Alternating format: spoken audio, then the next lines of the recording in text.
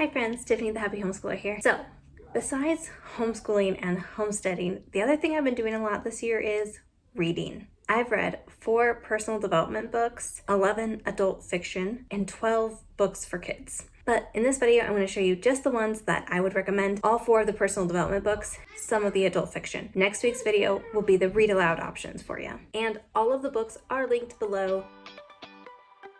The first one is the 7 Habits of Highly Effective People. This is the guided journal. I actually listened to the audiobook and it was so good that I was like, I want to go through it more detail. I want to go through it again. So this is the 7 Habits of Highly Effective People by Stephen Covey. This book has the power to be life-changing, I feel, for your family. If you really took it to heart, implemented the strategies he teaches, I genuinely think it could just change your whole world. The next book I read was a parenting book called Motherhood Without All the Rules by Maggie Combs. I'm not gonna lie, I started this book and I thought I would love it.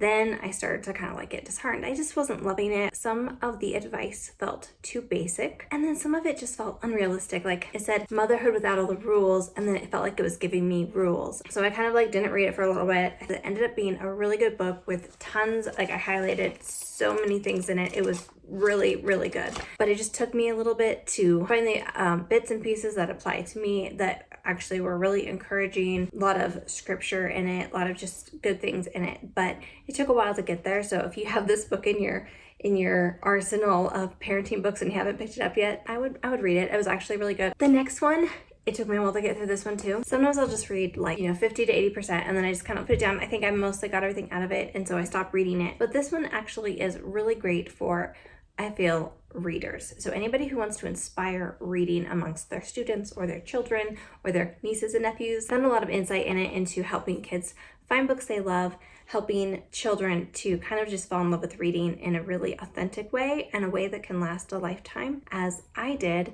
and as I'm trying to train my children to do. And last but not least is The Glucose Revolution. This book actually was a game changer. I changed the way I thought about food. I changed the way I ate. With the help of this book and some other healthy habits, I've actually lost 15 pounds in the last 3 months. Now, it is not written from a Christian perspective, but I moved past that. The other science in it is really interesting. I felt pretty accurate. There's just illustrations in it. And I found these to be very helpful. I'm a visual person. I like to read. I like to see it drawn out like this, and it really helped me to kind of remember it better than if I hadn't seen it. So actually it really hit home for me. I would recommend everyone read it. I've actually recommended it to maybe 5 people who have already bought it. It's a book that's just a game changer, I think. Those were the 4 personal development books that I read that I just loved. The next list is the books I'm reading, or the books I have finished that I've read for fun this year. The first 2 up are The Stormy Petrel and My Brother Michael by Mary Stewart. At this point, I've got almost all of the Mary Stewart books and I simply love them. They are different. They're different stories. They're set in really unique places that I've never been, that just make me want to travel the world. But I also feel like I get to experience it a little bit through the voice of Mary Stewart. And I love listening to them in the kitchen when I'm cooking because they're always really clean. Mary Stewart's books are perfectly clean. So that makes it great for when you're listening in the kitchen and your kids are right there. You don't want to be listening to any sort of adult book. So those books were really great and a good option for if you're going to be listening. I have a link for Scribd. I think you get 60 days with my link below. And it's just, after that, I think it's $12 a month. It's super cheap, but most of the books that I want to listen to are on Scribd. I know actually both Glucose Revolution, My Brother Michael, and 7 Habits of Highly Effective People are all available on Scribd. It has a great library and I just definitely recommend it if you like audiobooks like me. The next one is Hunted by Megan Spooner. I had never read this author. I actually just found this book at Barnes & Noble. I thought I'd give it a shot. I like fairy tale retellings, so I read the Lunar Chronicles and I loved it. Now, I picked up Hunted because it was a Beauty and the Beast retelling and I wanted to give it a shot. I did not love it as much as I loved Lunar Chronicles. I really, really liked Lunar Chronicles, enough to read the entire series in a matter of days. Hunted was really good. I actually really enjoyed just the difference because it was a little grittier, I would say, than Lunar Chronicles. There's also virtually no romance. It's pretty romance free, which I like a little romance, so that was like disheartening for me. I was disappointed. Lunar Chronicles definitely had more romance, and I really liked that about Lunar Chronicles. On the flip side, my son is now gonna read Hunted because, you know, there's no romance, and he's excited to read, you know, a fairy tale retelling as well. But it was a good book, and I will recommend it because it was perfectly clean, and it was well written, and it was interesting. The next one was An Unexpected House Guest by Agatha Christie. If you've watched any of my other videos, you know I love Agatha Christie. This was a new story. I'd never listened to it before.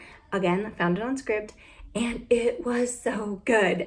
I loved it. I did not want to stop listening. I listened to it mostly at night. I just couldn't stop listening. I would end up staying up way too late listening to it because I just wanted to find out what happened. It was also pretty short. It's technically a play, I guess, that she wrote. It definitely kept me guessing, and I think that's great. When a book is fun and fast-paced and keeps you guessing, like, it's a winner. And it kind of had a plot twist at the end, which I loved. The next was The Laughter of Dead Kings. This one was kind of funny. It's written by Elizabeth Peters, another author I really like. She also has a lot of books that were set in Egypt, and those books were really fun. I went through a period of time where I read all of her books in the Amelia Peabody series. This one was the Vicky Bliss series. Now, this is book 6. Books 1 through 5 were awesome. Book 6 was okay, but I would still definitely recommend the whole series. I really enjoyed it. So, Laughter of Dead Kings by Elizabeth Peters, another good series. Don't start with book 6 though. Don't start with The Laughter of Dead Kings. Go back to the beginning and read book 1 in the Vicky Bliss series. So before I go on, I want to let you know that if you're a mom and you're listening to this, I made a whole other video of read alouds. That'll be coming out next week. So if you're watching this later, I'll link it to this video, but if you're watching it right now as it comes out live, then next Saturday I'll be posting a video with all of the books I read out loud to my children. All the good books, I should say. Not all of the books, but all the winners. I'll be making a video of the good books I've read this year specifically, so that you know they're brand new, updated list of book recommendations for your children that like read alouds just in time for summer. These are some really good options that you could pick up and read during the summer when you guys have a little bit more downtime. The next book I read was Brandon Sanderson's Words of Radiance. That's book 2 in the Stormlight Archive. So last year I read book 1, loved it. This year I finished book 2 in about March, and I'm already going on to book 3. But book 3 is a beast. I mean, it weighs like 10 pounds. So this has over 1,200 words. If you like epic adventures, this book is for you. Kind of like Wheel of Time, which Brandon Sanderson helped write, but kind of like Wheel of Time. I would say Lord of the Rings, but I won't say that because I don't love Lord of the Rings. Words of Radiance left me just like, like, oh my goodness, all these things that I wanted to happen happened right at the very end, like the last few pages. And so now I'm like, I want to get right into Oathbringer. All the books are going to be linked for you below. I have an affiliate link with Amazon and you guys can grab them. And also don't forget to grab the free Scribd membership where you get 2 months free, I think 60 days for free with my link. So don't miss that. It is a great opportunity to try out the platform, especially right in time for summer road trips where you're driving, you want to listen, or you want to let your kid read a book on your phone. You don't have to bring 30 books with you. You could just hand them back your phone once you find a good book option for them. That works too. So lots of good choices there on Scribd. Don't miss it, and I look forward to seeing you again really soon.